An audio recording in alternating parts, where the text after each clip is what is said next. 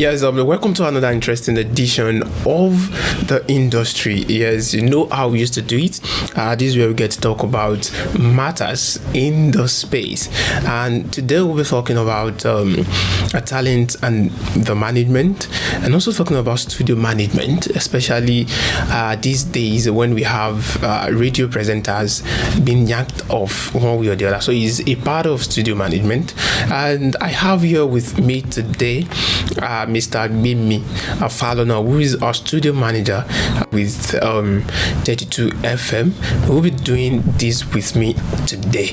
Israel Bala is my name, your media man. Yeah, stay connected and let's move on to the discussion.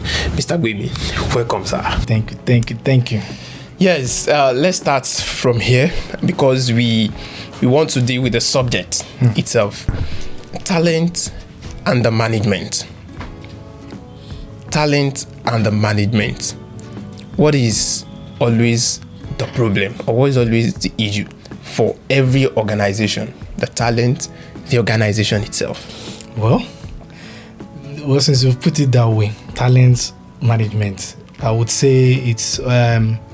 It will always be that way. There will always be this talent feeling that they are the billboard.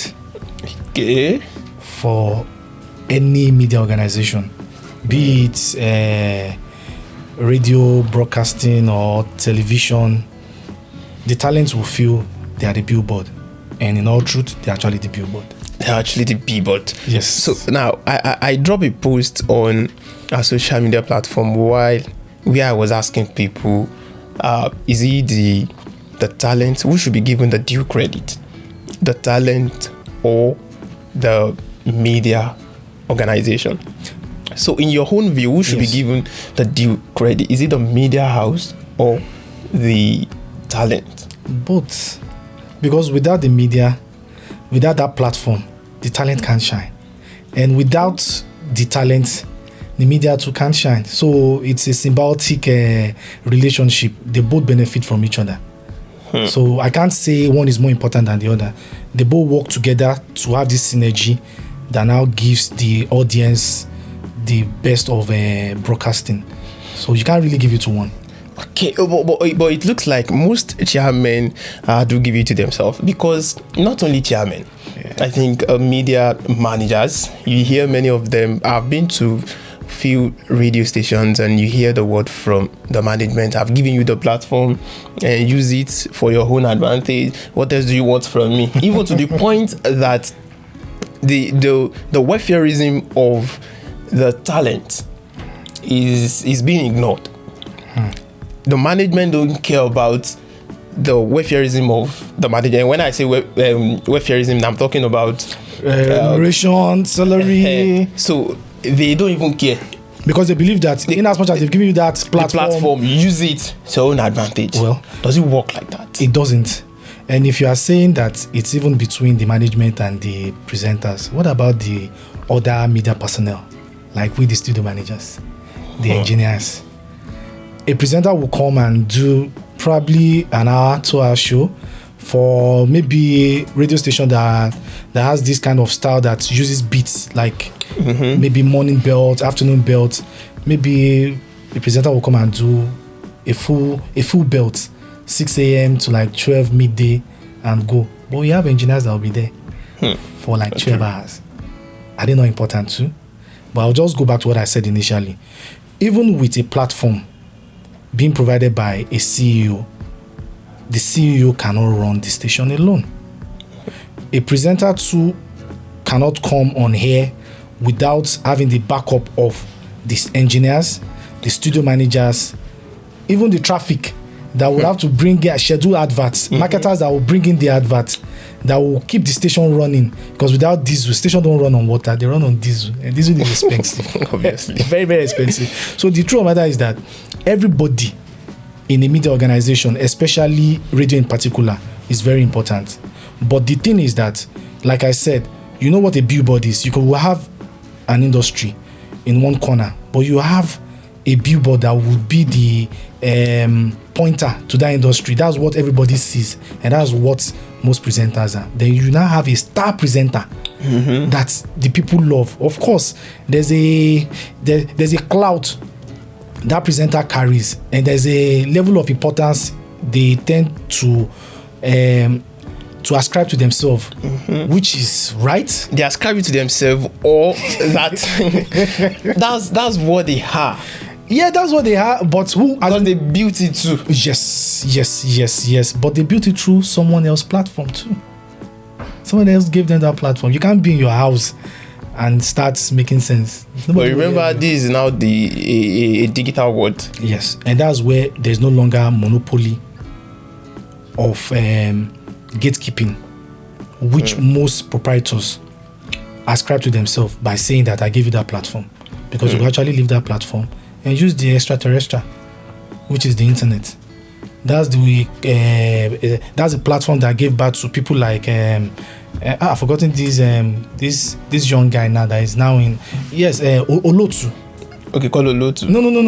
Olotu. Okay, Olotu, Lumi.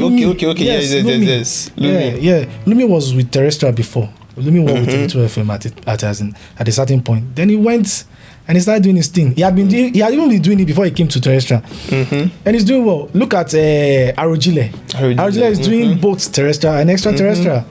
He has the same. I will even believe he has more clout outside of Terrestrial. Yeah, of course, yes, obviously. He has a cult and massive following. So the gatekeeping monopoly has been broken. But notwithstanding, for Terrestrial, you still have that platform. And it is important to acknowledge the people that put it there. If you're a CEO and you put up a radio station, of course, that's great work. But that doesn't mean that the talents too don't have a clout. Everybody is important, because you can't run radio without the talent. Radio can run itself. No, the talents too cannot run themselves without a platform which the radio gives to them. Okay, you said the talent, especially the star talent, yes, is important. Definitely. Now let's try to stream it down to the sports presenters. Okay, the sports presenters on radio stations. All right. Now, because maybe part of what you wrote, you wrote an article when a sports presenter spoke about his former chairman that yanked him off by on hair and said like 3 times. Yes, it happened. Of course, we still come back there, but now let's just talk about sports presenters. How do you see them? How key are they to a media organization? So I was in a meeting a couple of years ago, and someone was speaking in that meeting, and people were brainstorming on what is important, what program is important, and which one is not too important. And some of the guys mentioned sport, that sport is important in Ibadan. And that person said, no, I don't think sport is important. Well, I think the market itself taught the person that sport is actually important in Ibadan. Sport is big in Ibadan, especially Yoruba sport. It's extremely big. It's not even surprising. Most people don't even know that Yoruba sports in Ibadan is not only connected to radio, it's also connected to entertainment, Fuji entertainment.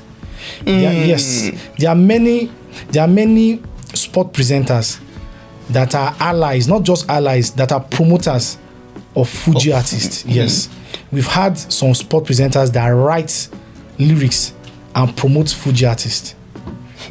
So it's not just a small thing in Ibadan, it's big. It's very big. So to answer your question, Yoruba sport presentation, Yoruba sport program is very, very big and important in Ibadan. So how sensitive should a radio chairman or radio manager be to a radio presenter in his own radio station or broadcast station?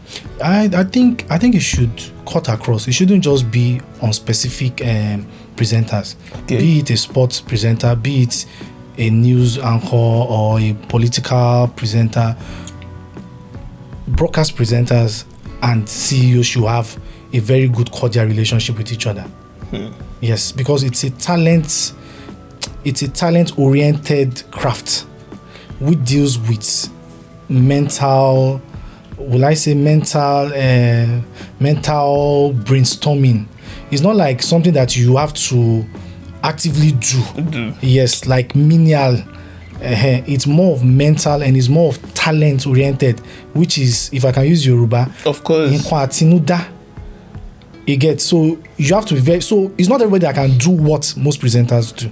Not everybody, because you have to be very, very artistically inclined, except you are not one that is unique. But the unique ones amongst them are artistically inclined, and you need to treat them knowing fully well that you have to make their environment very, very conducive for creativity. If you stifle them, you won't get the best from them. So a manager, a radio CEO, a programs director of a radio station would have to go way and above normal relationship tactics while dealing with talent to get the best of them. Yes. Okay, when I be comedian con, no, I don't want to mention the name. Don't mention the name. Comedian con one show like that. Okay. Just he spoke about radio sports presenters. Okay. Ibadan. Okay.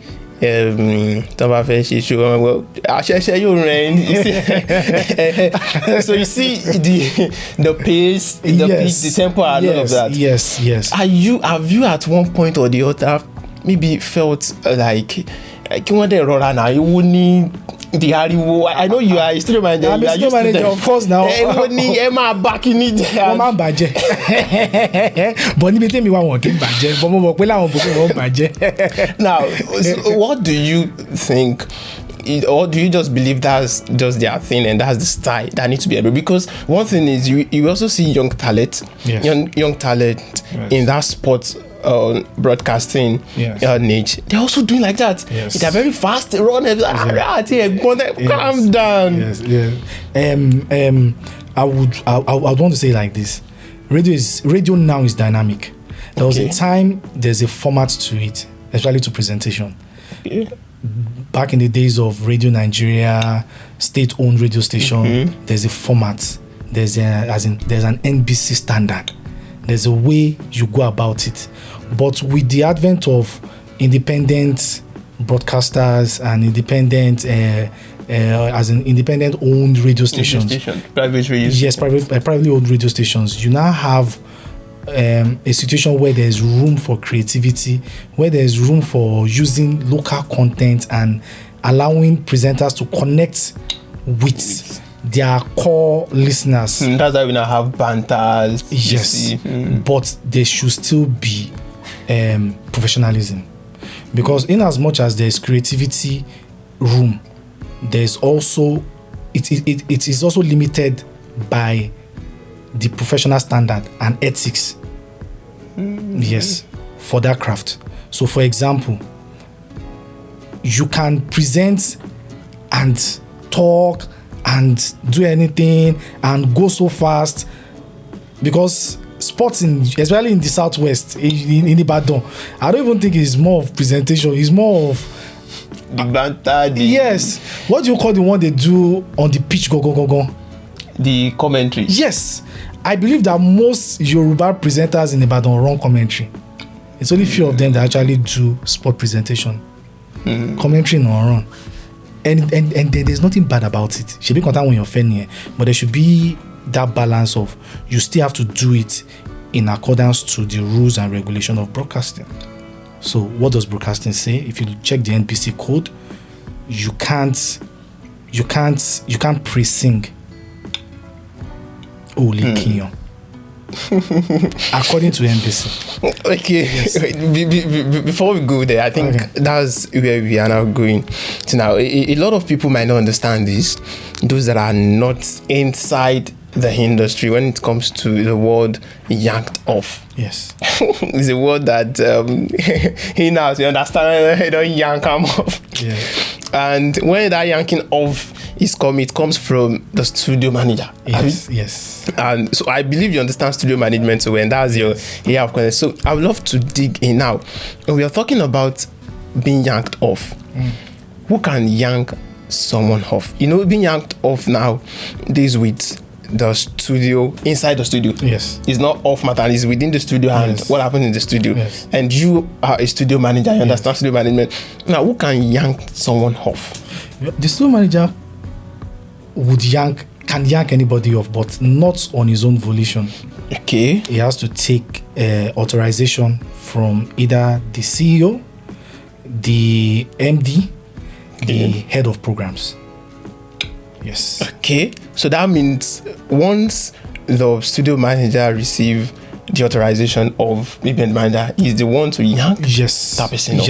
Yes. So how do we now talk about the case of the chairman? Because this is not the first time. We had a podcast that says the chairman yanked the person off. Another one also says yes, we saw one trending on social media, Okay. and whereby the chairman also came inside the studio. We saw the video and also yanked that person off. Okay, So now- what happened to such radio station at that point? Now, I'll put a background to this. Now, we all know that, like I've been saying, NBC code. Then there's also the station rules and regulation itself. Okay. So, what does the station rules and regulations says about their broadcast practice for that particular radio station? So, if that radio station has a rule, and currently the presenter is flouting that rule, the CEO or whoever is at the top has a right to stop that program. Okay. Yes, he has a right to stop that program. You could stop it, instructing which is the best, instruct the studio manager. the studio manager to do it, or should they? I've never experienced it though. That a CEO, maybe because of the kind of place I am, is so structured. So a CEO won't even need to come in to yank anybody off. It's so structured. Yes. or deep there. Maybe the places you've worked before, those Yes. places are so structured. Yes. There's an organogram which everybody knows. Okay. So if you flout something, your producer should even be on site while the presenter is doing his thing. There must be a synopsis for the program the presenter is doing. So if the presenter is going off that program schedule, off that synopsis, of course, your producer will have cautioned you.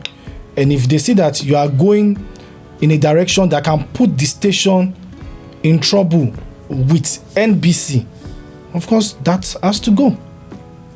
And you don't need anybody to even tell you anything. Just a signal from head of programs or the CEO is not for the studio manager to know that, okay, now we are putting this show to a stop. So logically, is because those radio stations lack structure, and that's why we are seeing what we are seeing, or that's why we are not experiencing all this. No, I would say it's because most of those radio stations are owned by people that are also broadcast journalists or broadcasters or journalists, or they're also in the media.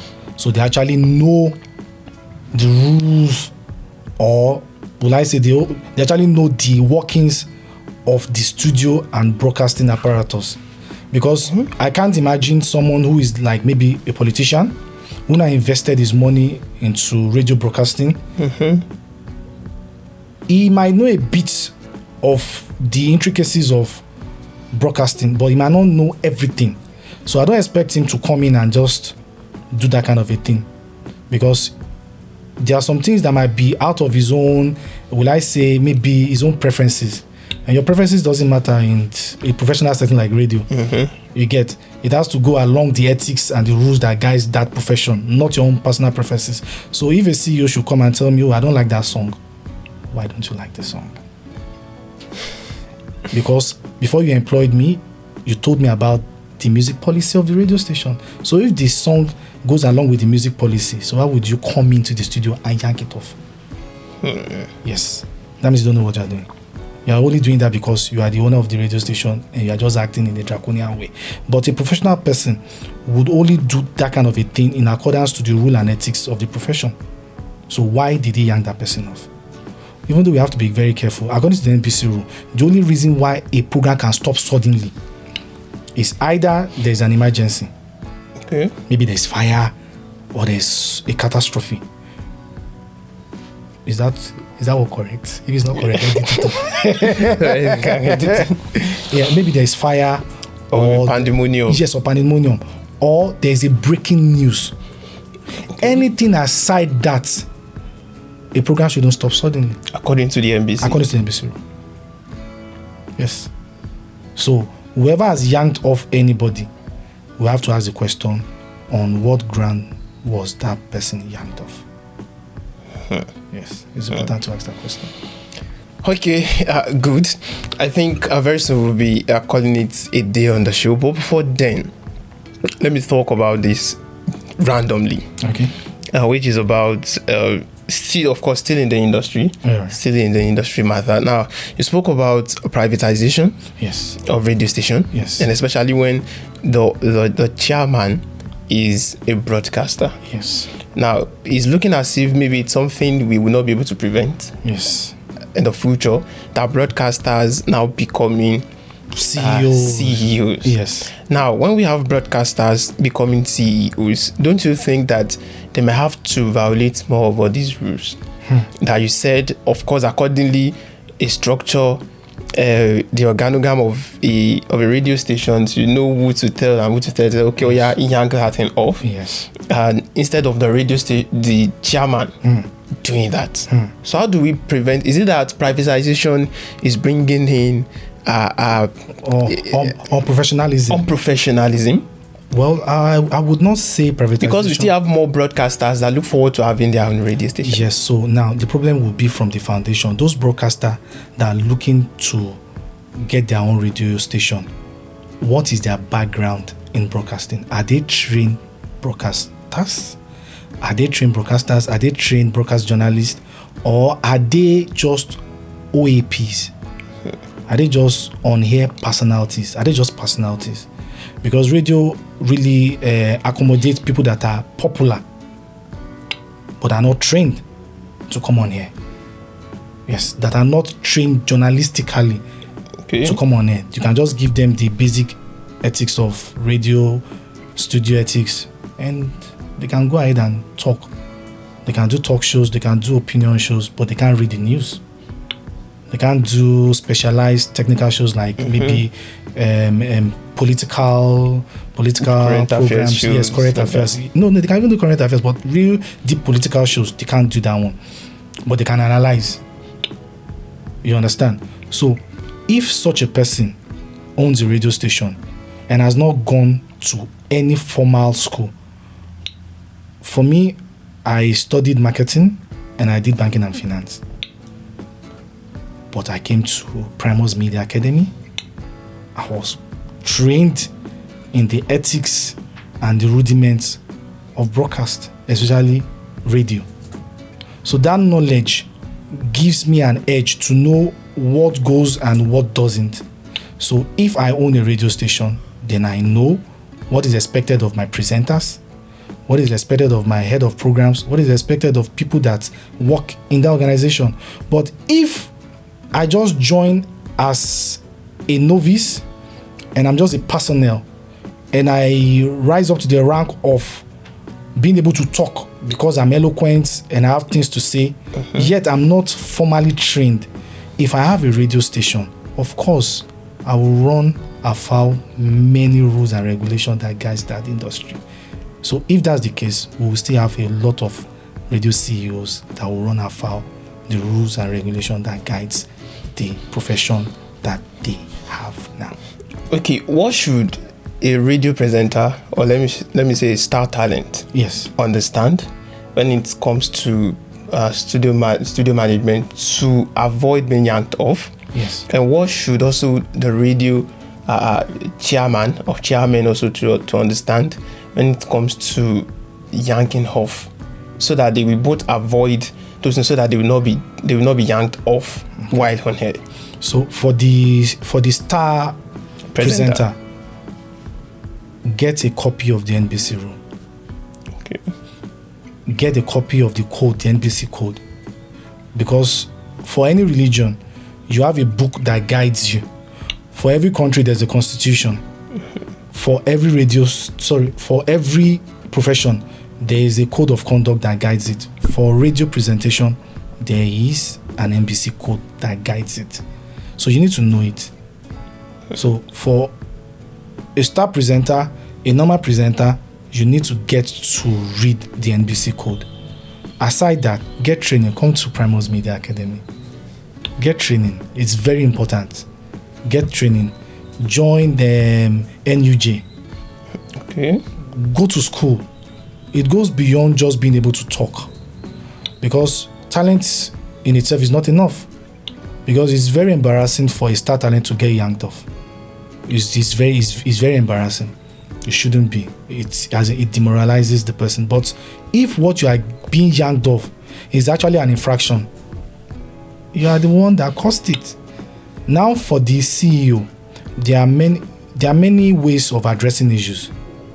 Yeah, the CEO could yank off if someone runs afoul their rules and regulation, the rules and regulation of the industry, rules and regulation of that particular radio station. Yes, but there are many ways of addressing it so that brand perception will be protected.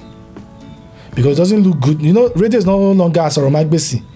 In fact, radio has turned to both visual and audio. So immediately. Yes, they are watching you on air, they are watching you on the internet, so they can see what's happening in the studio. So if a program they love suddenly gets cut off and they saw who did it in a very controversial circumstances, it doesn't give that station a good brand perception.